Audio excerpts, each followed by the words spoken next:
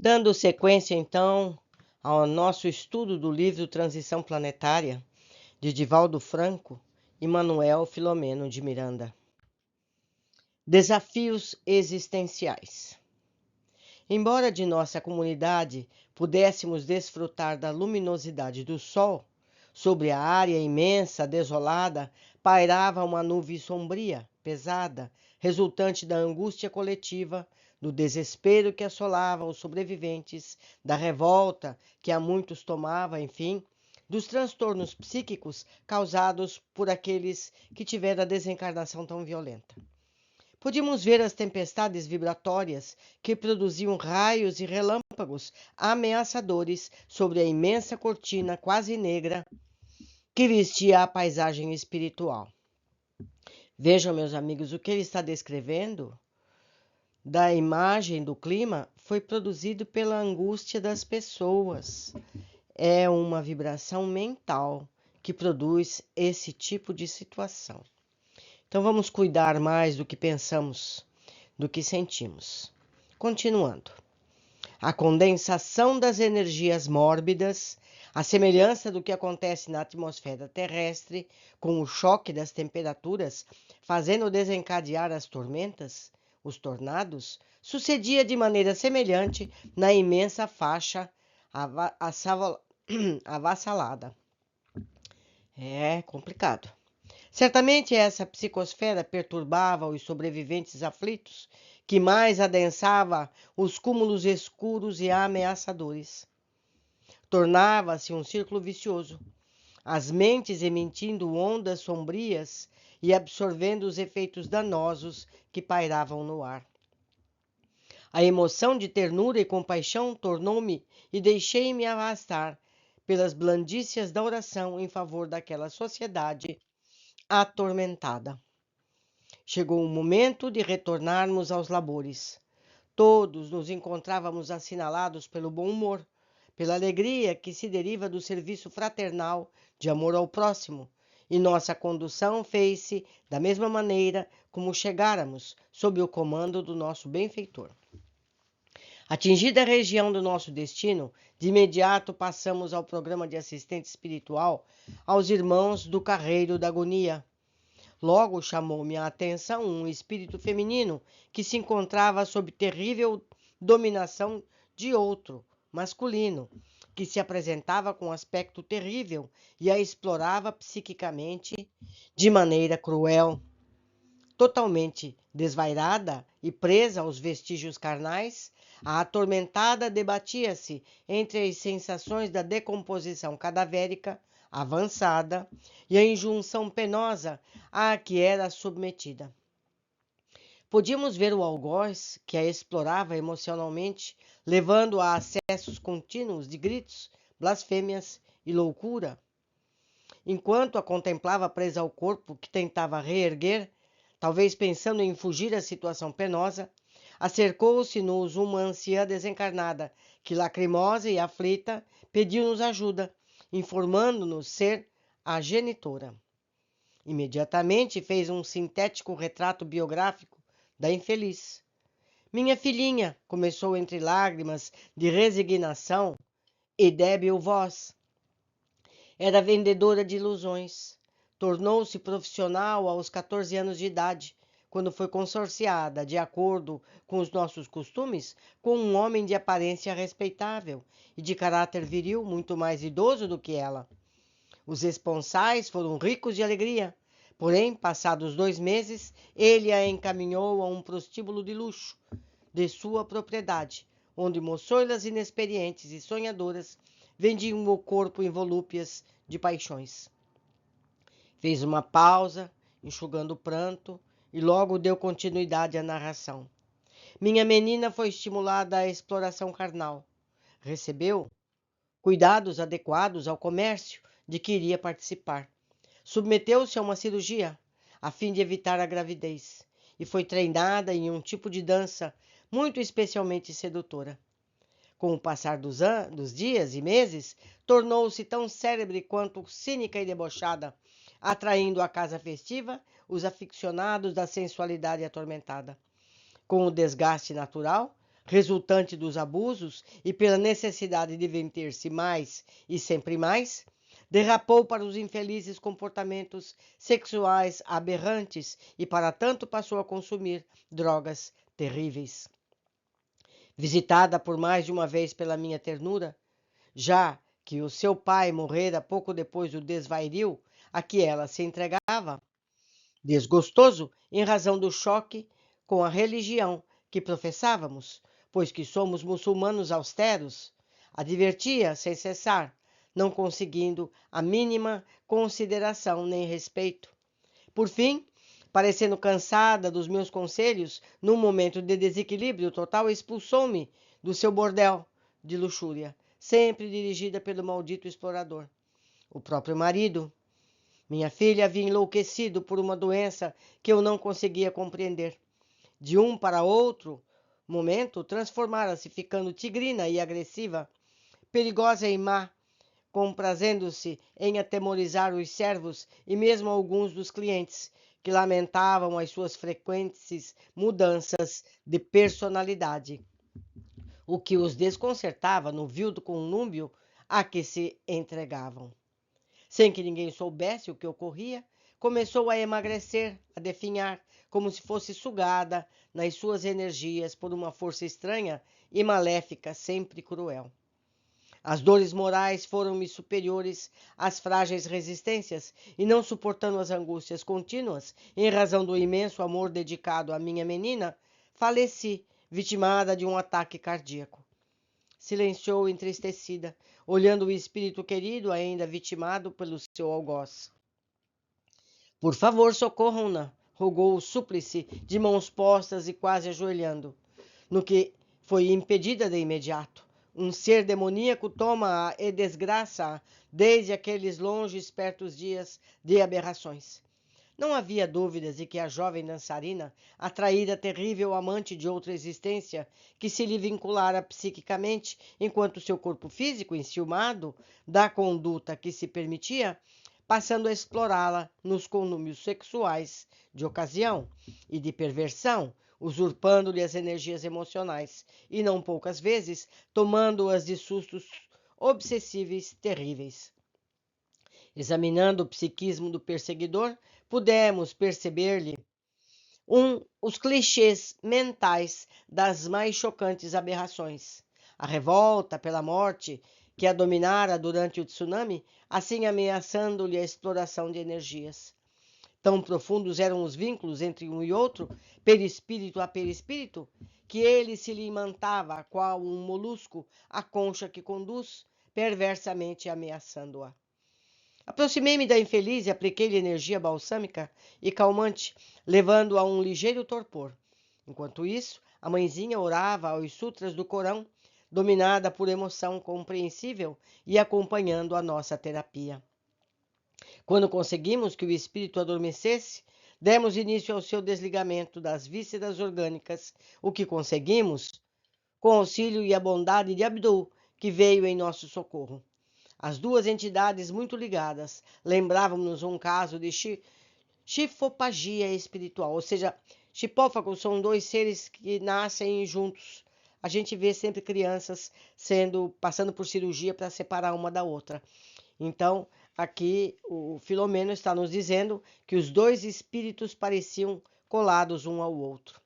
O malfeitor bradava em alucinação, com medo de perder a presa que explorava por alguns anos, mesmo quando Abdul falou-lhe com ternura e energia sobre o crime que perpetrava, informando-lhe que a exploração infeliz chegara ao fim daquela oportunidade, quando a morte o separaria e ele teria que enfrentar as consequências nefastas de sua crueldade. A conduta mais própria era adormecê-lo também, a fim de ser providenciado o recurso de libertação, quando ela pudesse contribuir com o pensamento e os sentimentos renovados. Porquanto a atração mantida era resultado do seu comportamento que facilitara a perfeita identificação entre o plug nos chakras coronário e sexual e as tomadas do seu agressor.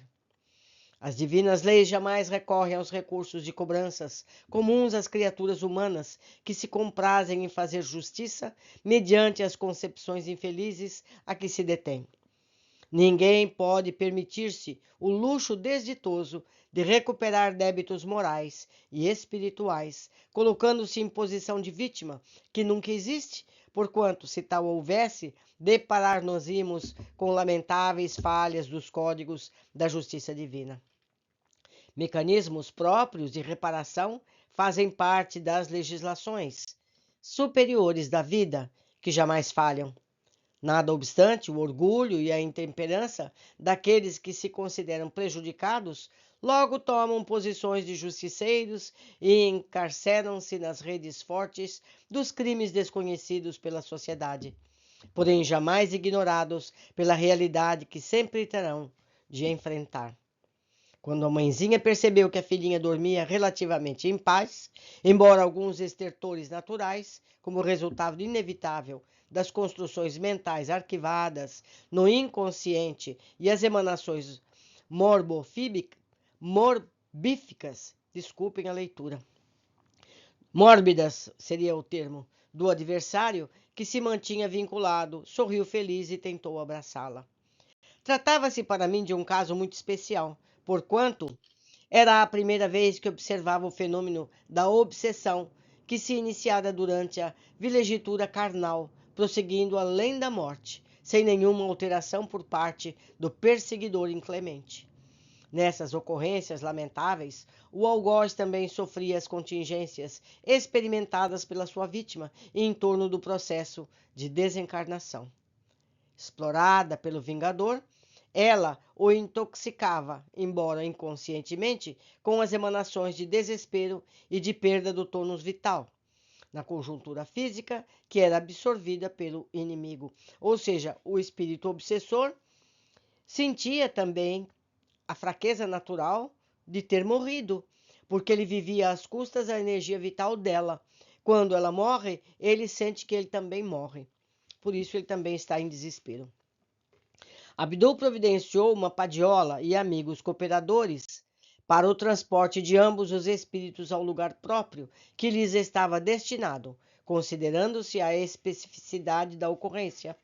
Emocionada pela felicidade que fruía, a genitora expressou-nos os seus sentimentos de gratidão, inopinadamente osculando nossas mãos, o que muito nos constrangeu, considerando-se que os mais beneficiados éramos nós próprios.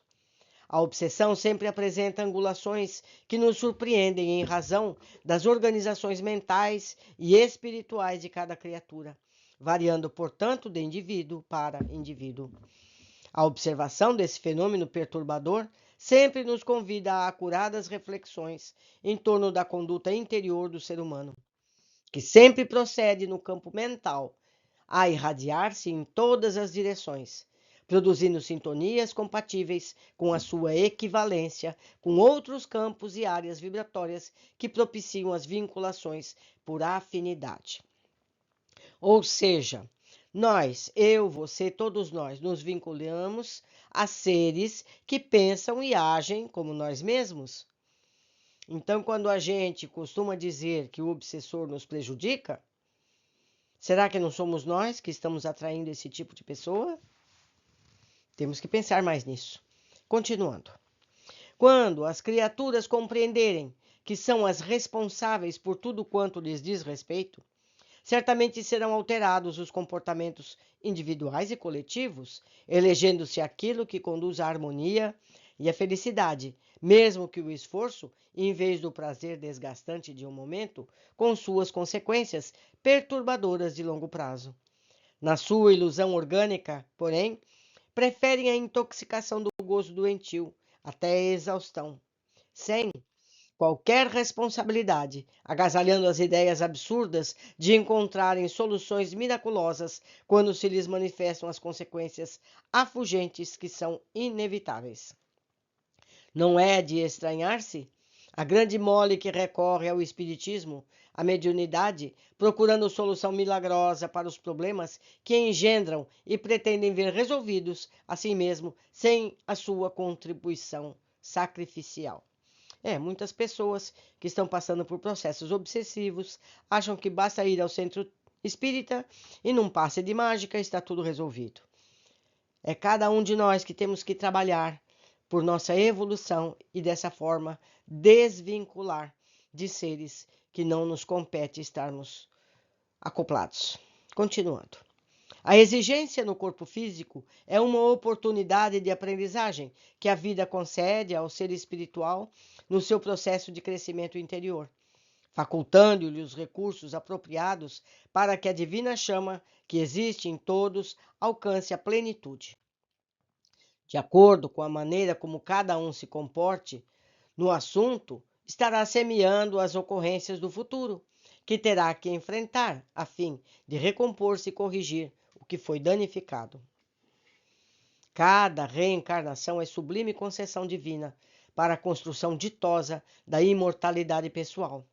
Escola abençoada à terra é o reduto formoso no qual todos nos aperfeiçoamos, retirando a ganga pesada do primarismo que impede o brilho do diamante estelar do espírito que somos.